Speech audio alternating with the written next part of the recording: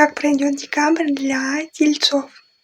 Ваш декабрь пройдет больше погруженными в себя. То есть независимо от того, что вы будете делать внешне, насколько вы будете активны, вы все равно будете погружены в себя, в решение каких-то своих вопросов и сложностей, которые сейчас забирают вашу энергию. Вы как будто мечетесь от одного решения к другому и не знаете, что вам лучше принять. И вот декабрь пройдет под такой энергией, когда буквально заставит вас погрузиться в себя, найти ответы внутри себя, прислушаться к своей интуиции, к своим истинным желаниям, найти контакт с собой и, наконец-то, сделать выбор, который так вас тяготит, и освободить тот поток энергии, который вы перекрываете тем, что не можете выбрать и тяготите себя.